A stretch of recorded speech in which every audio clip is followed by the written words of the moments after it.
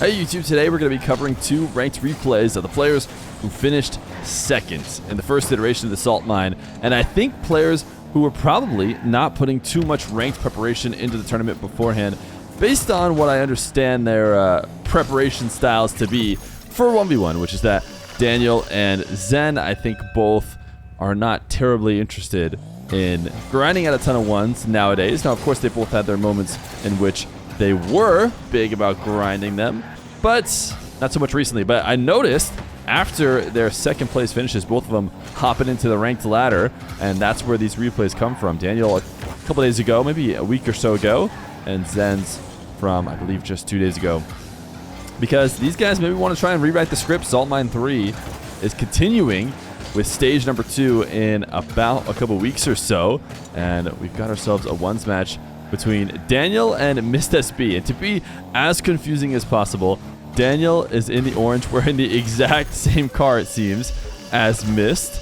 And this is not the Mist that you're maybe used to seeing who played alongside FaZe, and I believe, I forget what team he's maybe rumored to play with now, but this is Mist SB, a guy who I first noticed playing in the 1v1 scene when he played in qualifier tournaments. This is a great dunk from him to get himself on the board.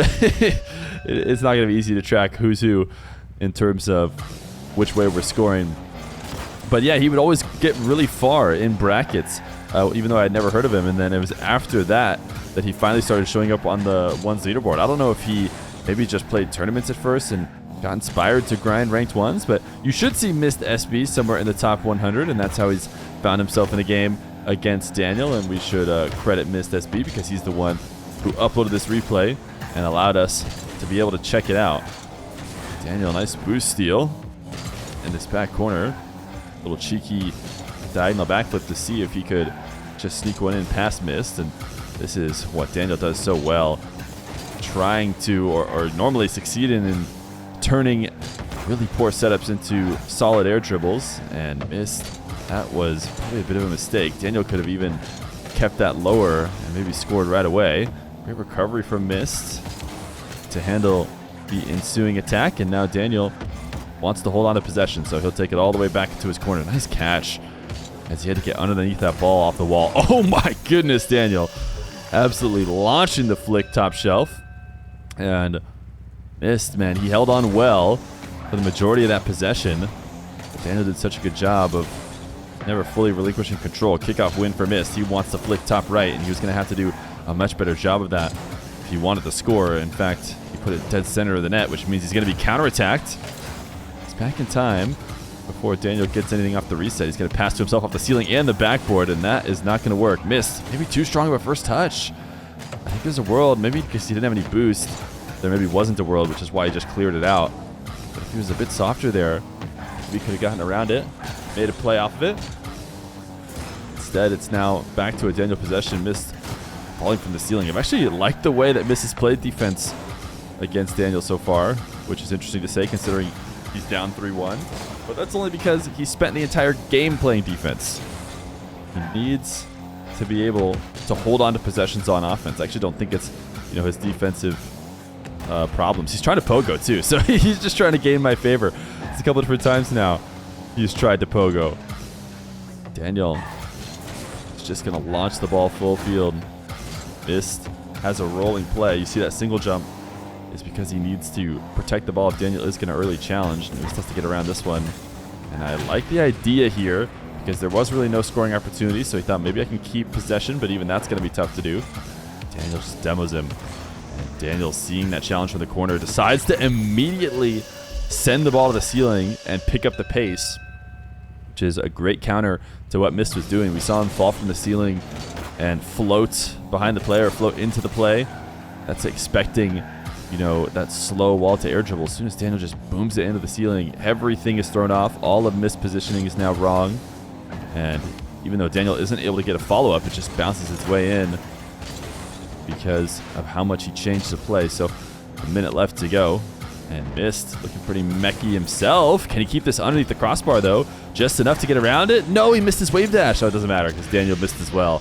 He wanted a wave dash to get back around the ball and quickly jump into it, but it was a side flip instead, which resulted in him flying farther out of the net But it all worked out for him in the end. I guess the one way you could tell is Daniel has these blue wheels. Of course, he's playing for the orange team.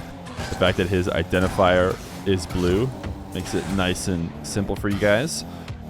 This is missed right here on the goal line of Daniel and threatening that flick. Daniel afraid to dive through a high pop flick, so he just pre-jumps in an attempt to intercept and just allowed to sneak it in. So a game that has been completely dominated by Daniel is now within one. Daniel attacking through the air again. This time that far post was the target, but it was the target from way too early on, making it easy for Mist to get the read. Now Daniel back into his corner. Oh, he jumped over the top of this. This should just be a missed goal. Yeah, wow. Daniel gifting Mist entry back into this game when he did not need to. Now Mist with a kickoff win with 15 seconds left to go. Interesting first touch. He's actually trying to make something out of it. At least trying to force Daniel away. Now flick early as he thought Daniel was creeping out towards the play. And no, we can't be doing that. That just rolls the ball directly at Daniel. That's going to be a goal. Yeah, I'm not sure what Mist was thinking there. I mean, Daniel was there, and not only is he going to easily save your shot, I mean, you just passed it to him. You just set him up. Oh, a fake. Wait, what is going on? What is going on? Daniel tried to corral the ball. Mist was delaying, and then he's able to undercut it with no one around. Oh, my goodness. I might have to go back and watch that replay again.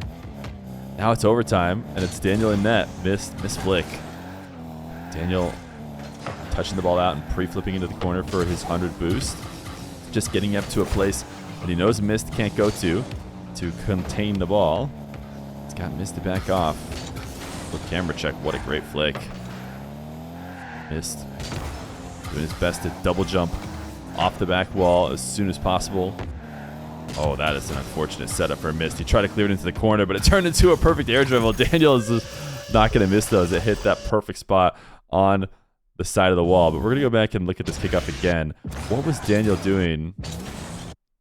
I think he was just trying to get to the side of it and kind of force it down directly into the ground with a second left to go. Oh, he just... All right, I'm going to watch from Mist. Sorry, I was watching Daniel. Now I'm watching Mist. Yeah, it's just a big old whiff. He was just trying to control it into the back corner. Mist delayed it, faked it, sent it to overtime. But he's not the only person who finished just barely short in the salt mine. We also have Zen from the EU region.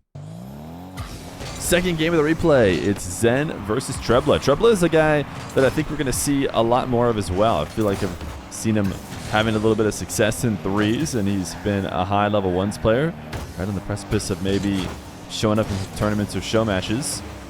We'll see how he does today against Zen, who is back into the ones game in an effort to prepare, presumably, for a salt mine that he could very much win. Now, if it wasn't already clear, the salt mine is finished, probably almost, well, it feels like a full month ago, at least a couple of weeks it has been out on YouTube. So hopefully you guys have been able to check all of that out. But both Daniel and Zen falling pretty handily to the player who ended up getting first killer and Moxie. So if these guys want to try and turn it around, I think the answer is to get into the game mode a bit more. When Daniel was grinding the game mode a ton, that was when he was unstoppable and even had the edge over first killer. And Zen, no question that he has as much talent as any Rocket League player could possibly have. The difference is that his opponent is somebody who never leaves the ones game mode, who is in it at all times and ready to prepare for any tournament. Trebla not taking his dribble, so Zen is naturally going to turn in and challenge him, but Trebla actually gets another opportunity. Not often do you get away from bringing those dribbles down to the ground. He just wants to force a 50 in, and Zen able to pin it out. Just looking top left as Trebla rotating with very little boost. Interesting pre-flip touch, and then a pre-flip onto the wall as well. Zen trying to pop the ball with that dash. He is looking to be creative and make the kind of plays we don't see from anybody else. He's been just a bit off from doing so, though. Got a lot of speed behind this ball and will be able to counterattack. He's been accelerating the play so much And he shows how it can benefit you right there. Trebla wave dash kickoff into his back corner. Really take the full field dribble. It seems like he wants to take these to the ground. Maybe try to fake it this time, bait Zen in. But these are such high boost plays for what is something that doesn't really come out as a great opportunity for Trebla. It's, easy for me to say that he has to take those dribbles high. But if you can't do it, you can't do it. It might be even worse for him. But I have a feeling that Trebla at this level probably could put a decent full field air dribble, or maybe at the very least needs to put in some practice if he wants to compete against a guy like Zen at the top of the ones leaderboard. Zen with only 15 boost. Looking to stay into play. Trebla probably going to need a reset or a pogo or something if he wants to get the kind of power to get past Zen. He got none of those. Interesting pre-flip by Zen. Past the ball. Has to use a ton of boost just to get back. And wanted to get a bump, but went for that bump way late. And Trebla doesn't have to be a miracle worker in order to get this save. It's bringing it back to tied.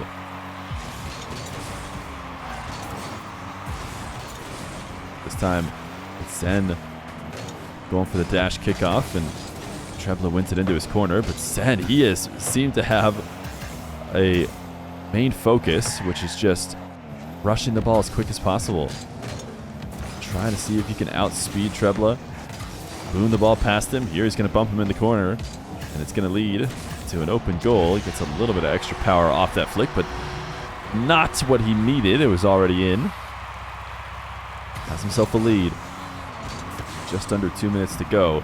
Delayed kickoff very intentionally there from Zen. Earns himself one of the most dangerous positions for a guy like Zen. Trebla pre-jumped it and actually did a great job because he convinces Zen to go to the ground and just single jump plop the ball onto Trebla. Now, I'm not sure what Trebla's plan was there. Even if he made contact with that ball, was he trying to pinch it across the net? I mean, he wasn't going to be able to score it. Seemed like, okay, we have to go back and watch that from Zen's perspective. That was a dirty flick. Pre-flip underneath this ball to put it out to midfield. Okay. One more time. One more time. Because the way he spun around this ball is just ridiculous. Oh, that is pure. That is pure. Okay, we're done. We're done replaying it. 4-2 for Zen with 1:20 left to go. And a direct kickoff goal. That's not what you want to see if you're Trebla. If you're Trebla, you need to stop the bleeding. Not let him get even a bit more. Standard kickoff. Uh-oh. Zen wall to air dribble. No, actually, he's not going to take it wall to air. He's going to cut it infield and go on the ground. Trebla intercepts. So Zen looks to set up another play. Trebla's actually passing it in front of his net. Zen tried to backflip it on target. Here we go. Here's the aerial game from Trebla we needed to see. And actually faked the reset and then just continued the dribble. That is a great play. That isn't just Zen making a bad read.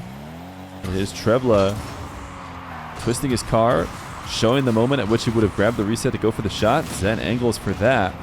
Instead, Trebla just puts a bit more boost on the ball and taps it over the top. Now, full field dribble from this corner. Whether he could do it or not, it's not going to matter because Zen's going to respawn and take it away. Undercut. I think Trebla wanted the demo, but he gets only an undercut. He's going to have to deal with Zen turning right back into the play. Now it is Zen with time and space, and he'll take to the skies. Trebla loved the way he's been defending these. He immediately erases this dribble. Didn't feel good about the quick play, but considering the time left, I'm not sure that he had the luxury of denying the quick play. I think you just have to hope that you can get it there before Zen gets back, and if Zen does beat you there, then whatever. You're going to lose either way, and as that's kind of proven here, he looks to control the possession for a long time, and it didn't pay off, so 10 seconds left. He forfeits. I didn't just pause the game. That was a forfeit. But Zen and Daniel both back into the ranked ladder because they want to probably turn it around, coming their second opportunity in stage 2, and I have a feeling they just might.